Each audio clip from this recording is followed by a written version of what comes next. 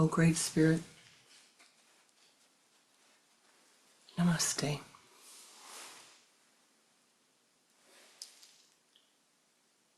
Saints and sages of all times, of all places, Namaste.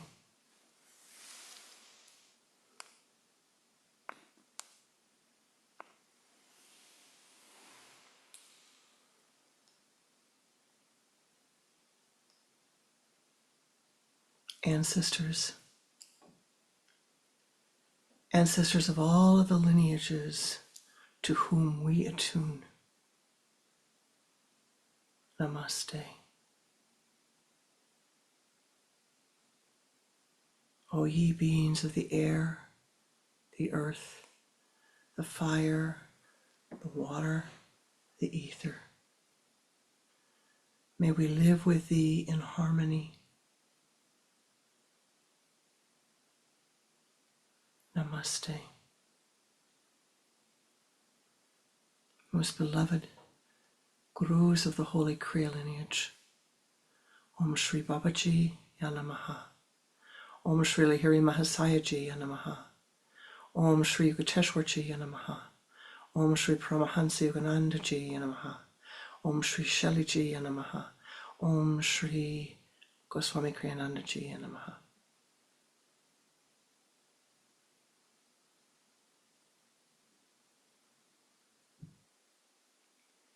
Most beloved and precious Ishtadevata, in all of thy names and all of thy forms, Yanamaha. We bow unto thee. We call thee, O ye powers that be, to be with us in this meditation. As we gather our spiritual energies together, may we be blessed. May our time be fruitful. May it be meaningful. May it be uplifting and liberating, that we might find that which we need the most at this moment upon the path. Om Shanti, Shanti, Shanti.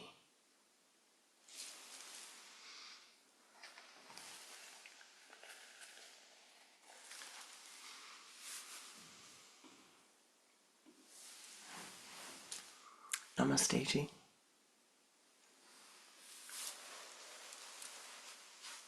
Once upon a yogi time, in the ever-present now,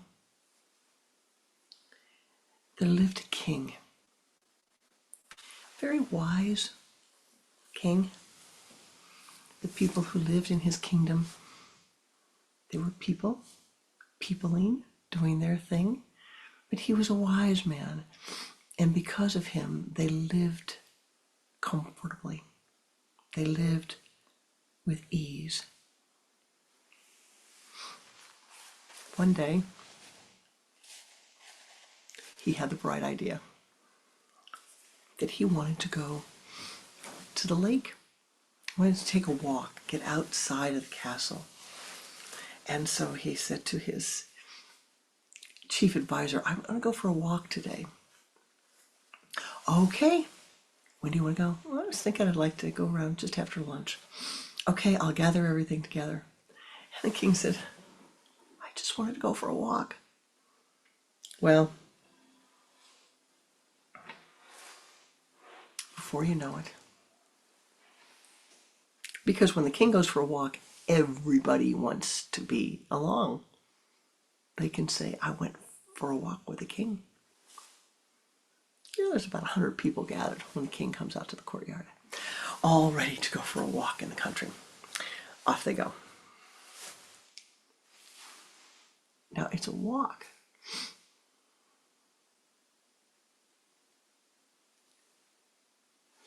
But his chief counselor brings the crown and says, Your Majesty, you must wear the crown. I left it behind on purpose.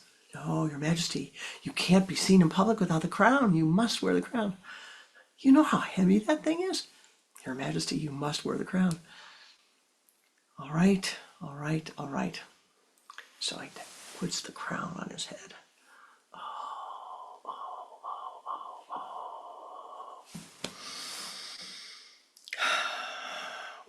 there goes the light joy of the day. And they walk. Now the king was hoping to look at the trees or the birds and hear the quiet in the wind. But instead he hears chatter, chatter, chatter, chatter, chatter, chatter, chatter. Did you hear what she said? Did you hear what he's doing? Did you know that he said this? Why did he do that? I don't approve of that. All around him. In the background, he could hear barely cheep, cheep, cheep, cheep, the little birds. And he could faintly see the wind. And he became quite discouraged, to be truthful. So they go for a walk. They come to his favorite lake.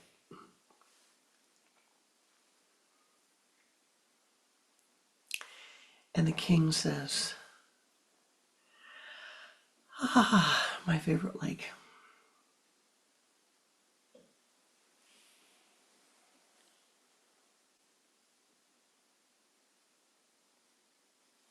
And he leans down to look in the lake.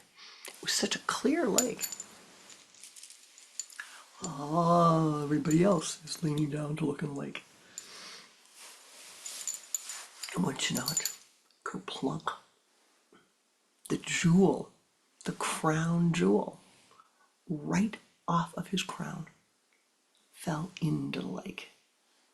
Now, don't ask me how this happened. I don't have any idea. You would think that they would have had the crown jewel a little bit tighter in the crown, but they didn't. Everybody gasped and immediately ran into the lake, I'll find it, I'll find it, I'll find it. Everybody thinking, oh, if I find it, he's going to favor me. If I find it, he's going to like me. If I find it, he's going to promote me. The king just stood there, and the water became muddy and mucky. And where you could see to the bottom before, you could see nothing. He became more discouraged. So, what happens?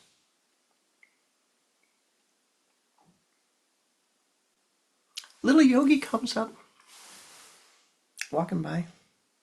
Ah, Your Majesty, I see you're out enjoying this beautiful day. Trying to.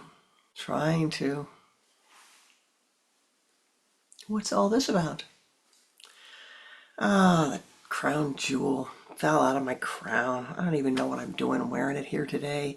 But they said I needed to have a crown on, so we put the crown on, and now stone was loose and it fell in the lake, and now look at this mess. Now just look at this. Yeah, I can help you find it. No worries. And what do you want for helping me? Oh, Your Majesty, please, nothing. Don't worry about it. You just, would you do what I say? Of course, sure. Might as well give it a try. This isn't working. Ask them all to come out. Oh. Everybody stopped. All right, out. But Your Majesty, we haven't found, but Your Majesty.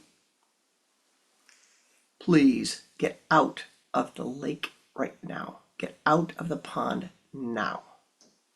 Go sit on the side and be quiet. Oh. Yogi says, good job, Your Majesty, good job. The quiet was incredible.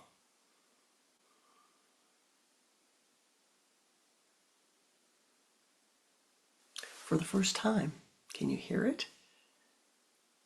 The king could hear the birds.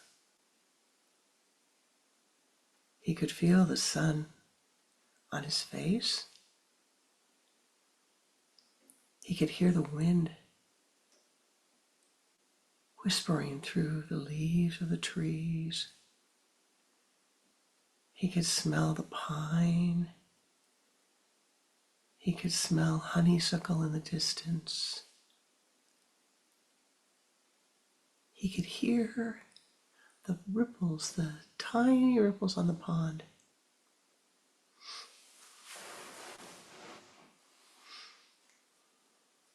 King opens one eye. How long is this going to go on? Ah, Your Majesty, sit back and enjoy it. They can't ask you for anything now. They won't bother you at all.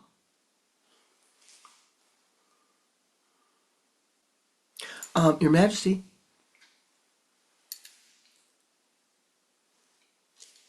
Your Majesty.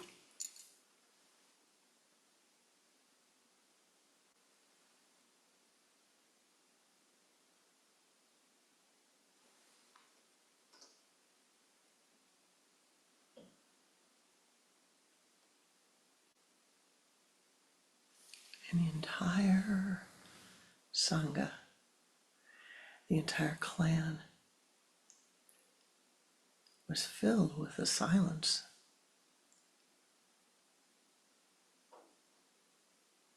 Their minds stopped chattering. They could smell the nature. They could hear the forest.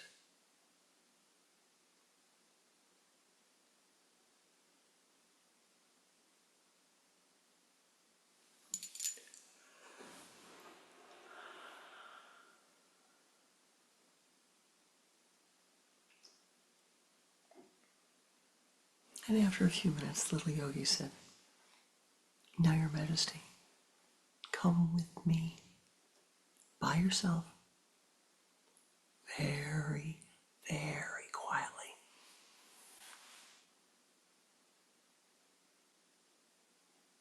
They walked to the edge of the lake. And wouldn't you know,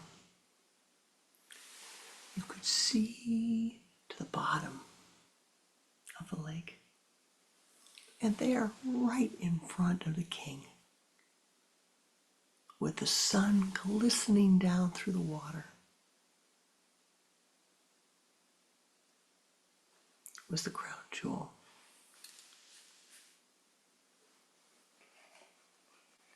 And the little yogi said to the king, "May I, Your Majesty?" "If you please."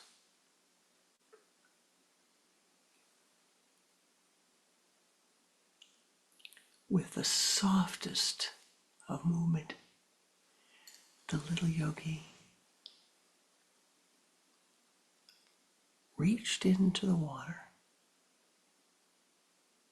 without creating the slightest ripple, becoming one with the water, reached down and picked up the gem and brought it up and gave it to the king.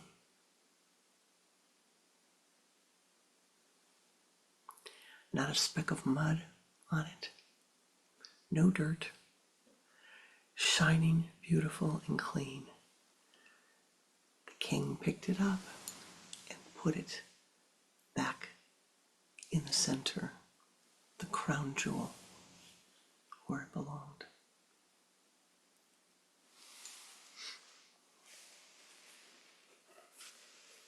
And the little yogi said, "Your Majesty, if I were you, I wouldn't let them talk on the way back. If I were you, I'd implement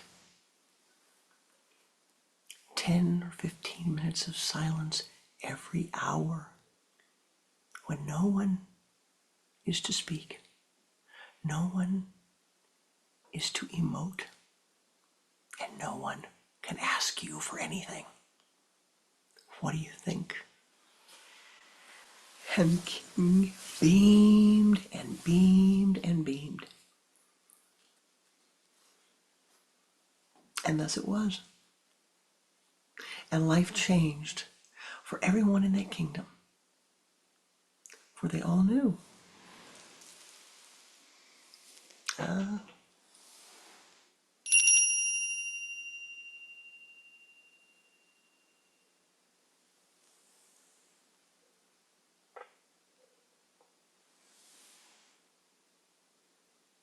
whatever they were doing,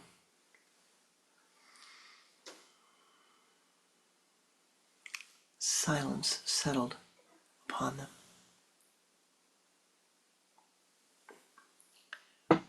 Their actions became slower, more purposeful, less chaotic.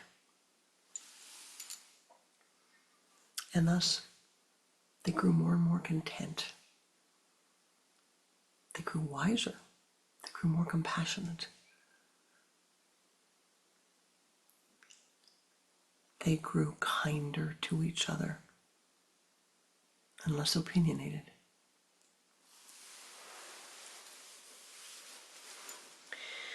And the king decided that he needed to implement some new laws, guidelines, if you will, for the people in his kingdom. And thus he did, saying that from the time a child was born, they needed to be taught about silence. They needed to understand their place in the universe. Their place. This is very important. In India, there was, at one time, and still to some degree, what we in the West think of as the caste system. But the caste system was simply a way of defining for people their role in life. You were born into a family of shoemakers, and you became a shoemaker. You were born into a family of carvers, sculptors, and you became a sculptor. Now, you may think, well, how many sculptors are there? Well, have you looked at any of the temples in India? Beautiful, beautiful, beautiful, massive temples, designed, carved in marble. These are temples in India, in all over Europe and Asia, where people who are sculptors learn at a very young age. As soon as they're able to pick up a tool, they learn first by picking up after their father or their uncle or the grandpapa. They learn to do this very detailed work. And you don't learn unless you are a part of that clan, if you will, or in later years, unless you are apprenticed to that clan. If you're going to be a sculptor, you're a sculptor. Every single day, you are a sculptor.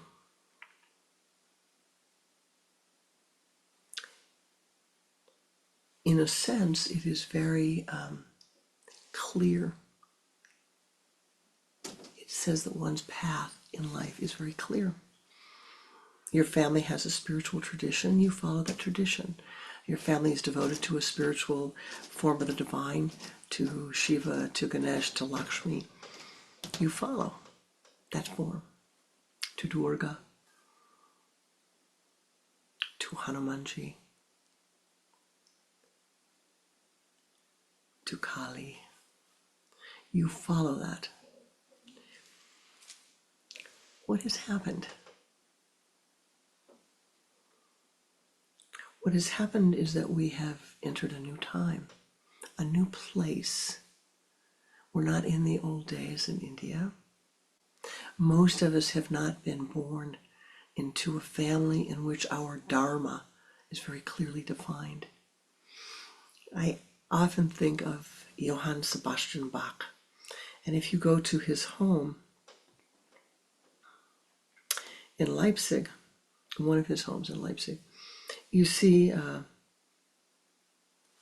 beautiful museum, and at the front door of the museum, the front entrance, is a tree, a family tree, if you will. And in the family tree, all that it lists is the names and the birth and death dates of every musician in his family. The organists, the pianists, the violinists, the singers. It's a big tree. It's a big tree. And we only know a small number. Johann Sebastian and his brother. But you look at this and you realize, oh, he too was born into a family where the Dharma was clear, where there was going to be support for his dreams. Most of us don't have that kind of karma these days. So what does it mean? It means we have to figure it out.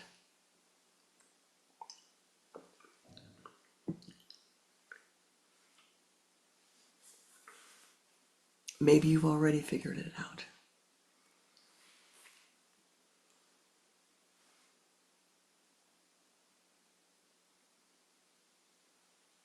But understanding your Dharma begins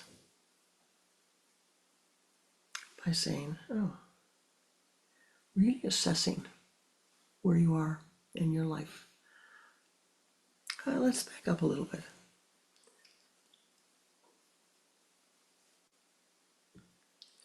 What does understanding the Dharma bring to you? What happens if you're born in a family of musicians and you want to be a musician? A great deal of the emotionality of the mind is removed. You don't have to fight.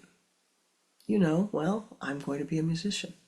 You want to be a sculptor, your father's a sculptor, I'm going to be a sculptor. Your mother's a singer, you're going to be a singer. Now, the problem occurs is if you're born in a family of musicians and you're tone deaf and you don't want to play music. And then you have to struggle to decide, how do I fit in to this? What is my way of fitting into this? Most of us today need to find that. Because we aren't born, most of us, with these kind of structures. And I'm not saying that they're good. I'm not saying that they're bad. I'm saying that they relieved a certain emotionality of the mind. Because we have so many choices today, the mind is easily filled with chaos. You have a lot of options. Or you think you have a lot of options. That's really the problem. You have a lot of options to think something. But whether you have the karma to draw that thing into your life, now that's something else. And whether it is the wisest thing to draw that thing into your life, that is something else indeed.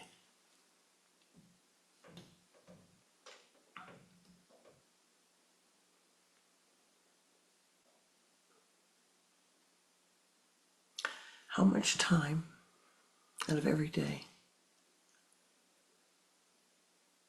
do you give yourself the present of silence? Just try it for a moment.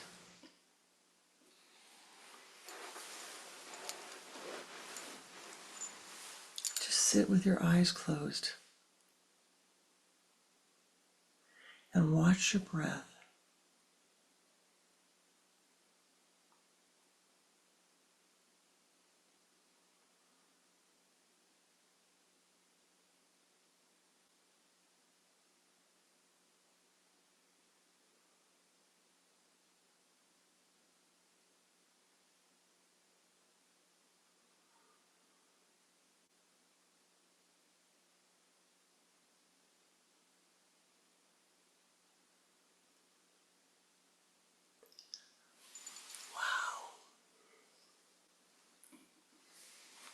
That was pretty wonderful, wasn't it? Just a minute, and everything expands. It all becomes more peace-filled. The chattering of the mind becomes more peace-filled. So what do you do? How do you incorporate it? Set time. Do what the king did. I know this is going to sound absolutely counterintuitive or contradictory, but in the beginning, you set the time. You can use a timer. Yeah, you've got a clock or a watch or whatever. Set a timer. So every hour, let it ding. And when it dings,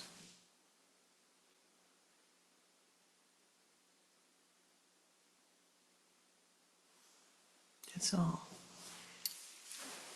Now here's the secret. That wasn't long, but it was a drop in the bucket. You do it every time you take a drink.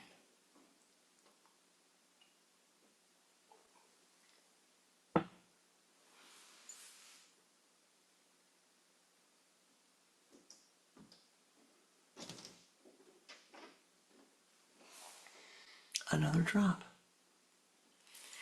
And the silence becomes like water and fills your being and fills your being and fills your being.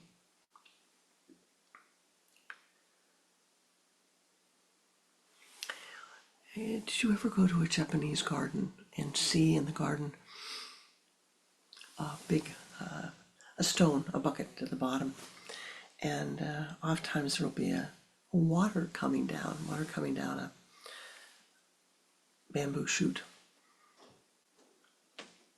And just one drop of water, one drop of water, one drop of water, one drop of water. And in time, the bucket overflows. Or even more beautifully to see is a stone that has been placed there. And one droplet and one droplet and one droplet. And the stone, which is round, in time has a bowl, becomes a vessel. Allow yourself to become a vessel for the silence. And what happens? The monkey mind all of a sudden begins to say, oh, oh,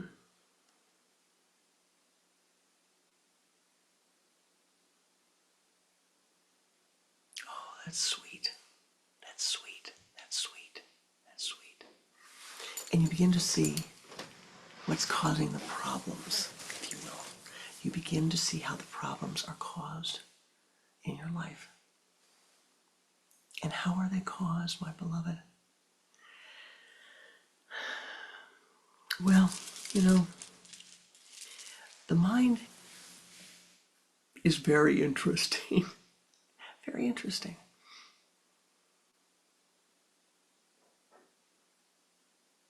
It likes to poke its nose into other people's business.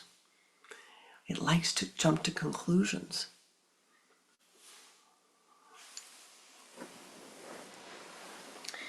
It likes to make up stories. Oh, the mind is the biggest storyteller upon the earth. And it weaves a tapestry. The mind tells a story and weaves a fabric about every single situation that you encounter. You are weaving a fabric. And that fabric for that situation, those people, the things, the material things, is comprised of the threads of all of your life experiences.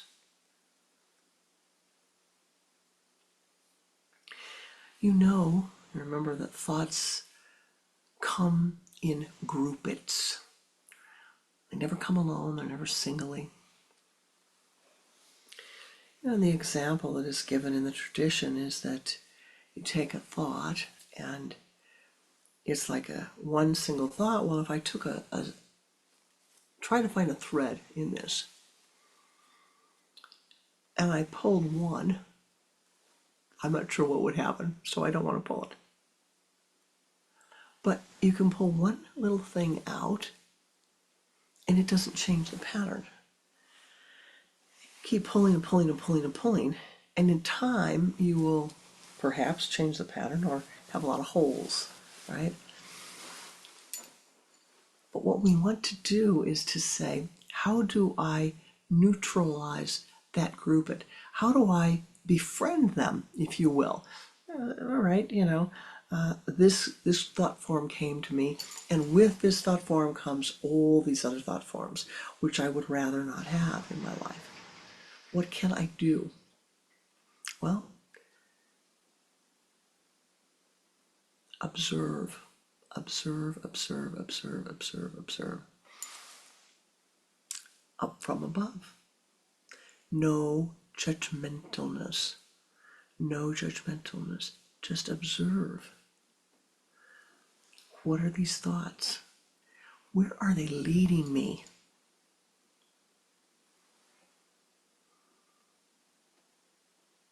Is that the place I want to go?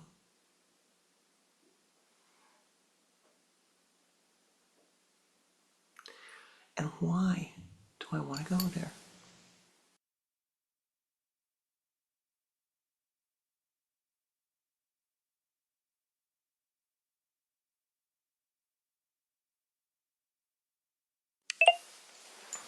Why? Excuse me.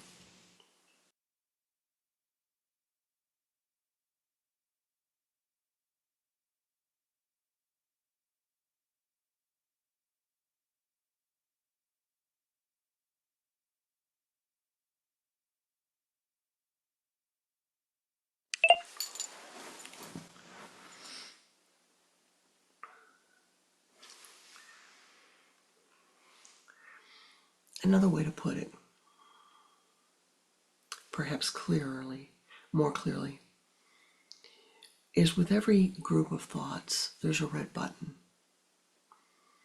There's a thought within those thoughts that triggers the emotionality of your mind.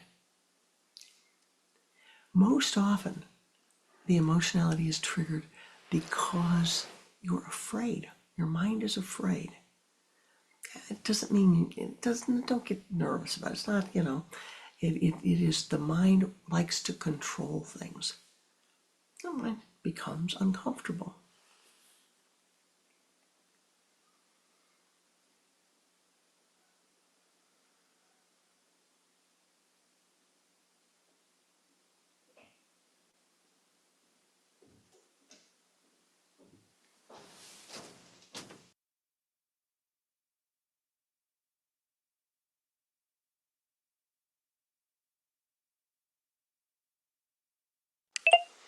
Forgive me, there's a tickle in my throat that is giving me a problem.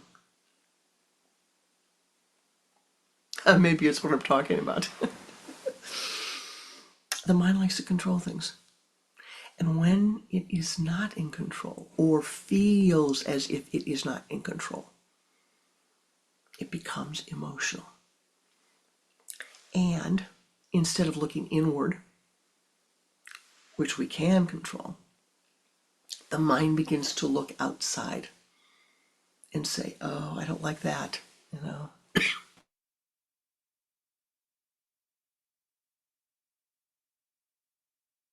Excuse me a minute.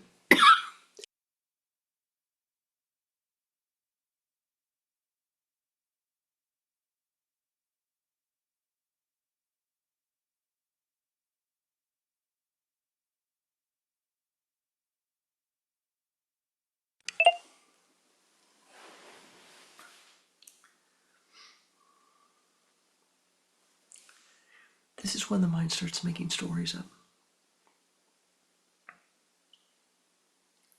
When it feels as if it can't control something. It cannot tell what's going to happen, or it doesn't like what's going to happen. Not that it even knows, but it doesn't like what it thinks is going to happen. This is when we must learn to say, okay, what is the thing that caused my mind to become most chaotic? Am I clinging to the past because there's something that I loved in the past that is no more? And I'm angry that it's not there anymore? Did your mind ever do that? Of course it did. All minds have done that. Is my mind being logical or rational now? When the mind is emotional, there's no logic and no rationality. Now, what we must watch for, really watch for, is cold indifference, iciness. That is a form of high, high, high emotionality. People will say, I am not emotional, I'm logical. And they are very emotional. They're not speaking from a state of balance. So it doesn't matter whether you experience the emotionality as that frozen emotion, the cutting off of people in your life, saying, I won't do this anymore.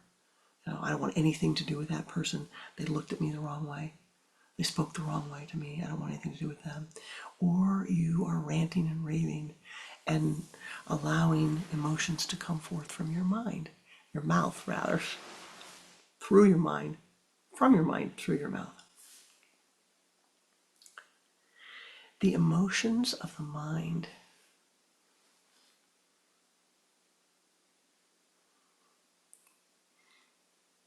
they are the nature of the mind.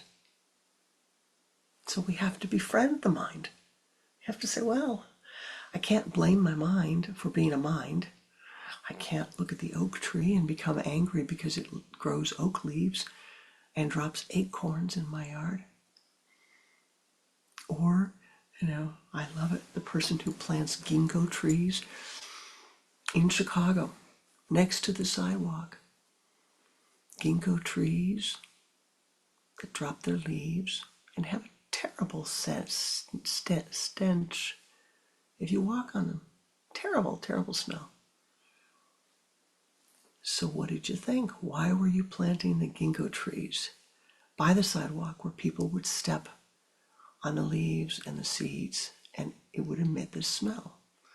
Did you think it wasn't going to happen? Or did you not see?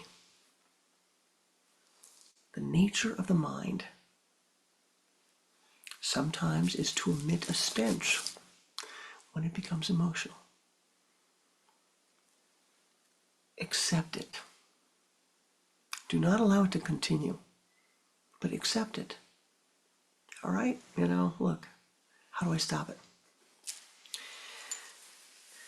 And so,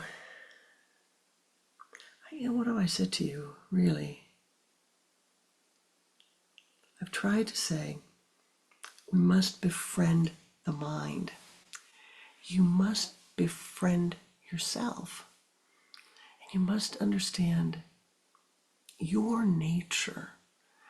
Learn to understand your own nature more fully. If you are somebody whose life has been filled with a lot of verbal violence and abuse, the question to ask yourself is, well, how do I make sure that I'm thinking a thought that I don't continue this in my life? What can I do so that this doesn't continue? That's important. Not getting caught up in the past, but saying, I don't want to choose this again. I want to choose joy and happiness.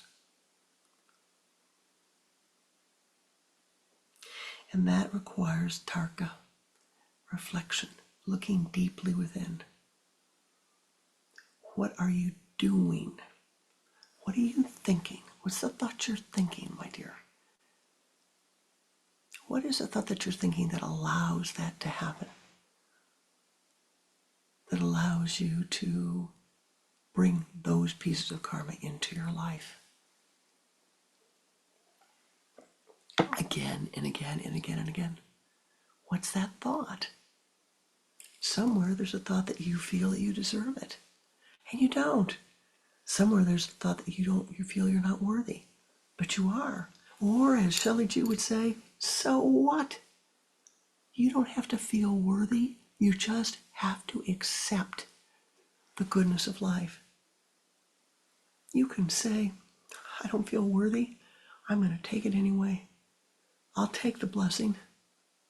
Don't say, no, don't give it to me. I'm not worthy. Yes, please. I'll take it. Yes, please. I'll take it. I'll accept it. Everywhere you find that feeling of unworthiness or that you are not accepted, you must turn it around. This state of wanting the approval of others is so inherent in the human condition that it is written about in the Vedas, it is written about by the Greeks. Marcus Aurelius writes about it in his meditations. It is written in all the philosophies of the world. And the question to say to yourself is this: I should love myself more than anything else.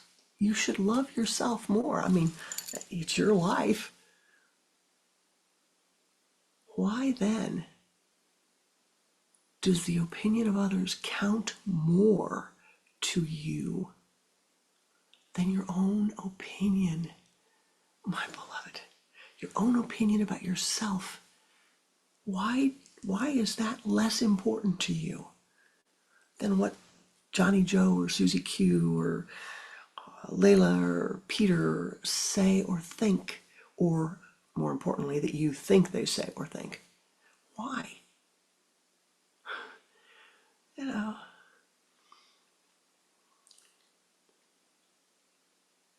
I have a disciple who has colored her hair purple for as long as I've known her, 30 years or so.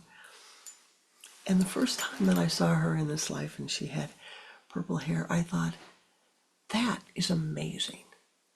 She has the courage to color her hair purple. I still think that is amazing. She has the hair, the color, the courage, the strength, the certainty. Doesn't care how old she is. Doesn't care what other people think. She likes her hair purple. She's going to have her hair purple. Be like that. For just a moment, when you feel yourself pulled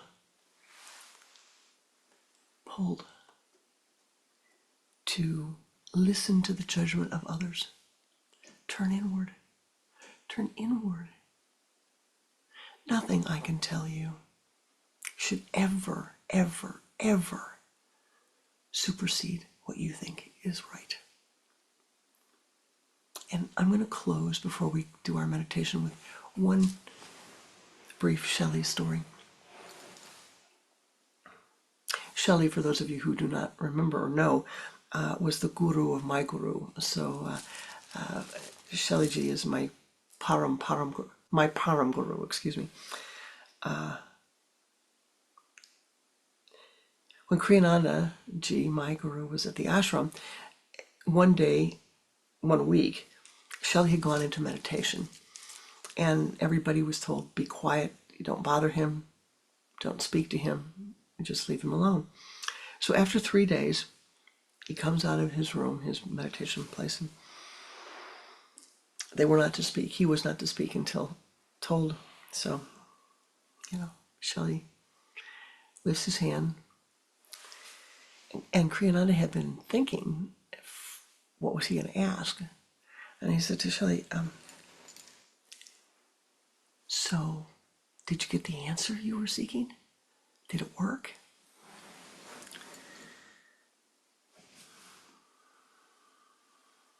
He had a long beard, Shelley did. Long white beard. Yeah. Yes, it worked, Kriyananda, but it doesn't matter. I'm not going to do what he said.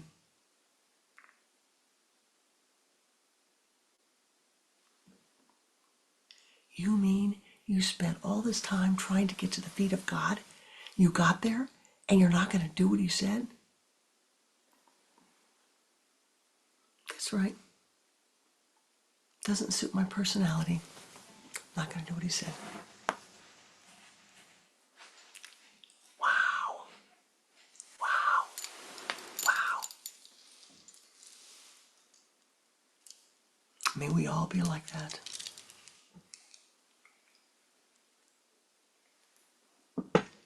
I don't know what form of the divine Shelley, I don't know what God or what form of the divine Shelley faced,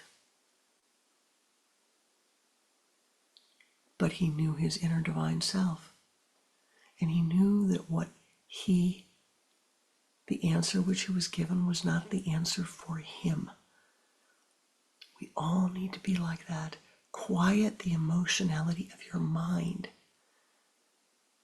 Now, if you want to get all riled up, you can turn on the television this afternoon or sit by your computer, and the American football game of the year will be on, and you can hear people yelling and screaming and cheering from all over the place for somebody to carry a pigskin ball and tackle each other and beat each other up and run up and down the grass from one goal to another. And see how your mind does with that. But perhaps it is better to be quiet.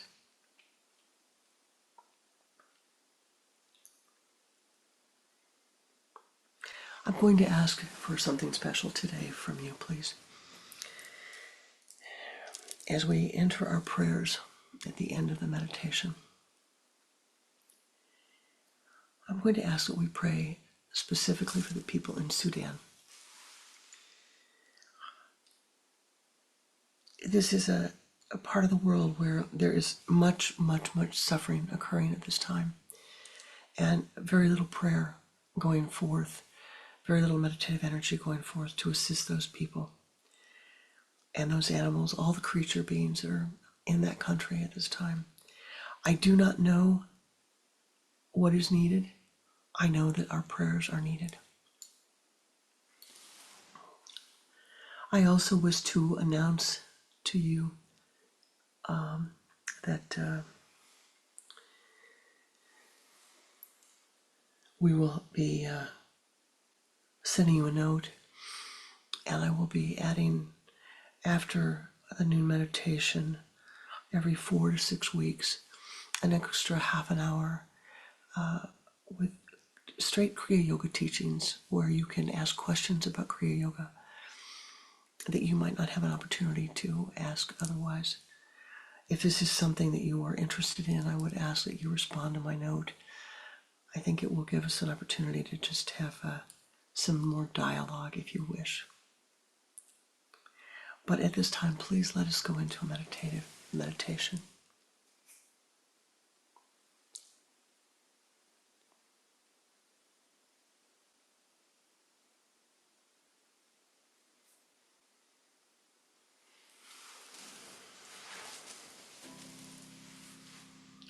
Sit with your spine erect and your hands on your thighs in the Om Mudra.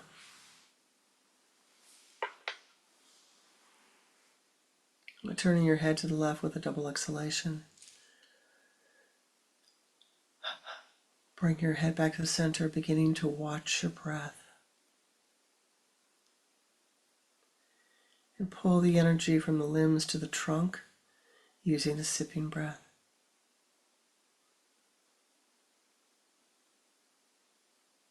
From the trunk to the spinal column. From the base of the spine to the sun center.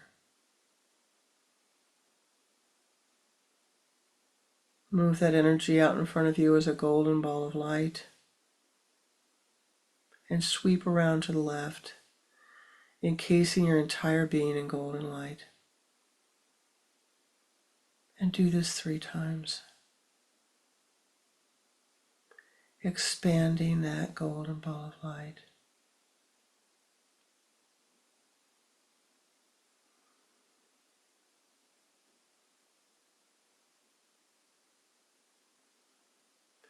And now ascend.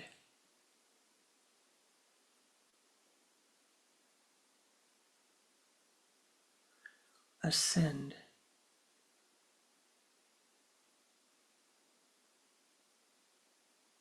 Ascend.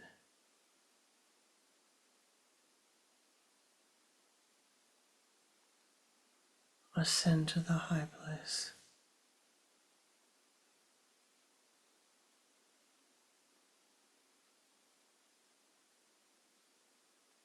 In front of you, you see a beautiful path and a mountain. Walk upon the path into the forest leading up the mountain.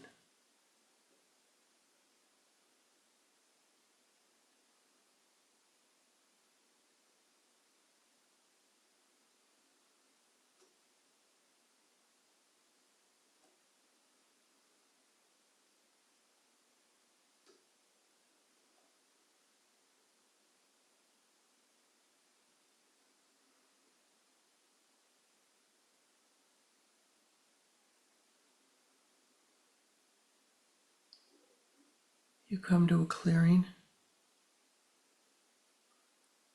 open to a meadow. Walk through.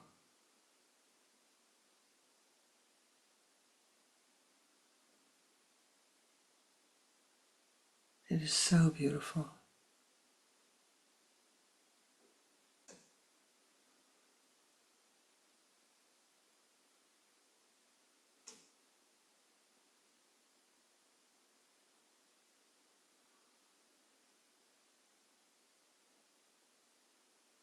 Ascend the high forest.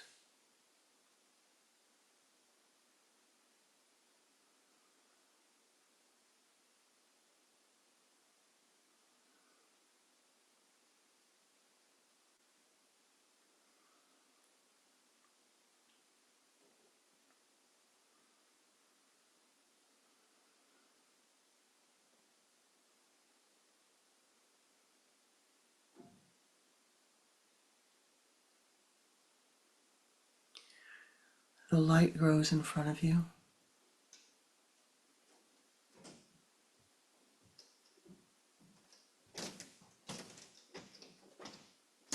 The grove opens up.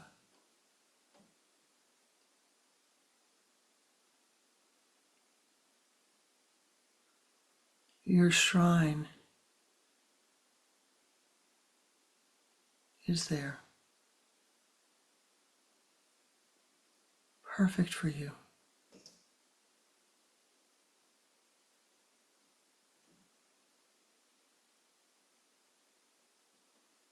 You enter into the shrine.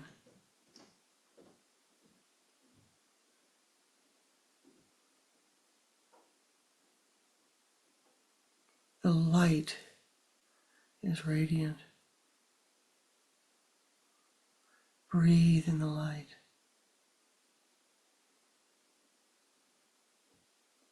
Walk to the back of the shrine, into the pool of light, towards the waterfall.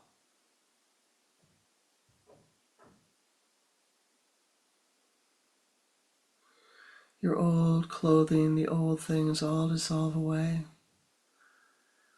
as you stand beneath the waterfall of light, allowing the light to pour down upon every crevice of your being.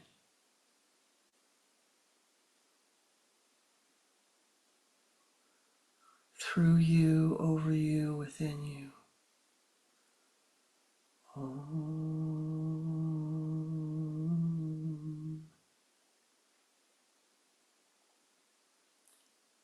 The light radiates forth. Om.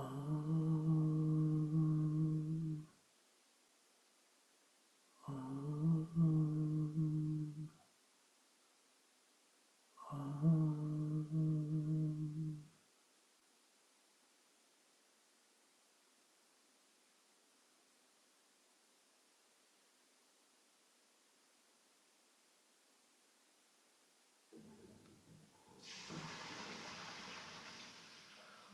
of the old karmas dissolving away,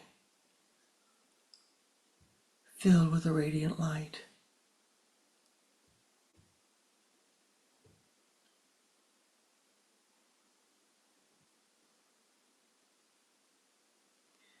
You float from the light, new clothing, new skin, glowing,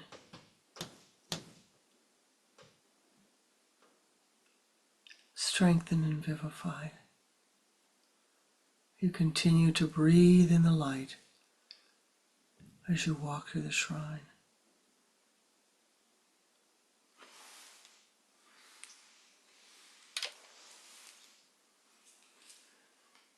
Walking forth from the shrine, your Ishtadevata awaits you.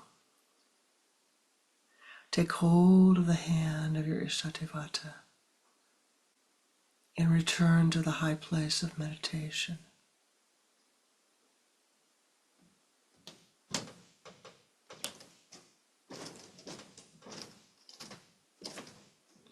Gathered in a circle, you and your Ishta and you, with the other Sangha members,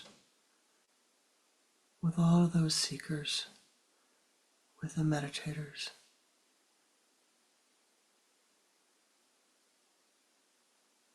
Let us join together and send forth our blessings.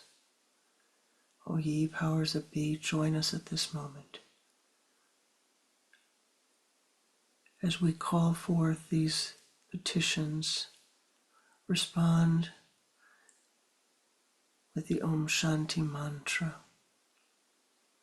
silently or aloud, whichever is best for you.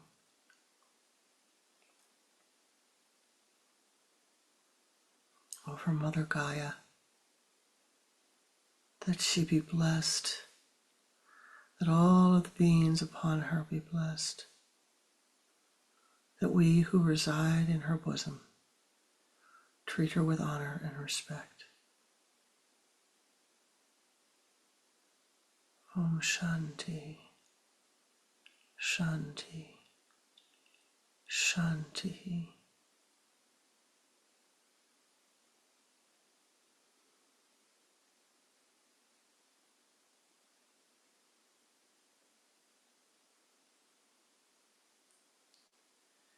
O ye powers that be, we call upon thee to bless those souls who are living with food insecurity, with water insecurity, with health care insecurity, with financial insecurity, with loneliness, who are living in war, in famine,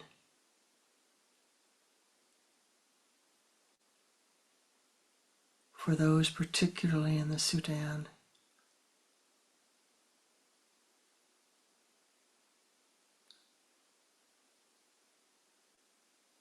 May these souls be blessed. Thou knowest better than we that which is needed. Send it forth unto them.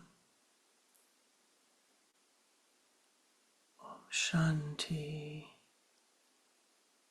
Shanti, Shanti. Om Shanti, Shanti, Shanti. Om Shanti, Shanti, Shanti. Om Shanti, Shanti, Shanti. O ye powers that be, there are those who are living upon the earth whose lives are very difficult and hard. So many variations of the karma. We call upon thee, please, to join with us Soften the karma. May it come at a better time. May it come in an easier way. May the skills be there to live with the karma with greater harmony. Om Shanti, Shanti, Shanti. Om Shanti, Shanti, Shanti. Om Shanti, Shanti, Shanti. Om Shanti, Shanti, Shanti.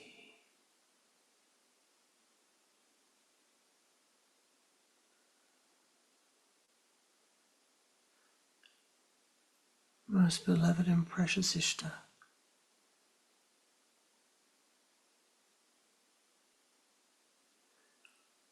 O infinite Lord of stillness, pour forth thy blessings upon us.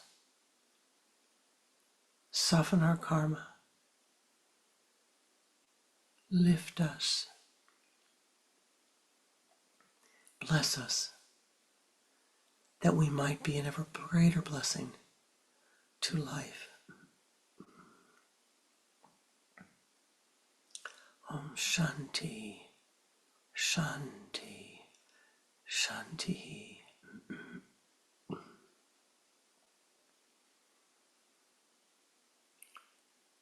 May the golden dewdrops of Anandic bliss pour forth upon thee at this moment, filling every cell of thy being with Ananda,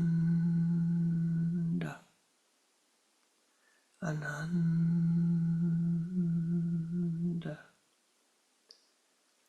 Ananda,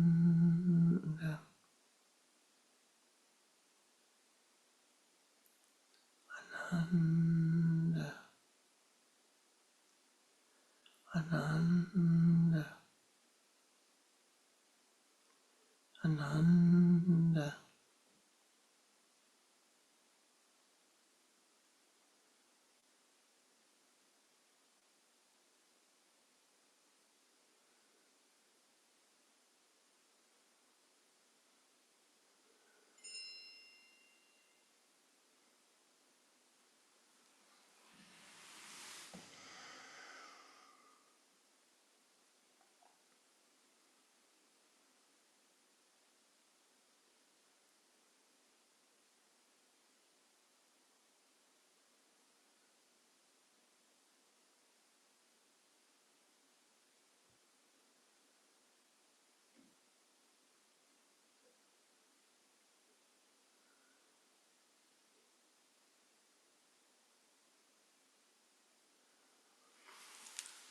Namaste.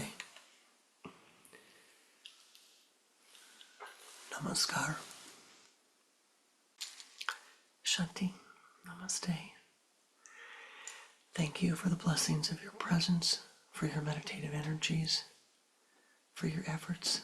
They make a difference. You make a difference. Your presence makes a difference. You brought your life energy today. You've chosen to spend your time, part of your life, to grow, to learn, and to share with others. I'm very grateful for that. Shanti. Be joyful the rest of your day.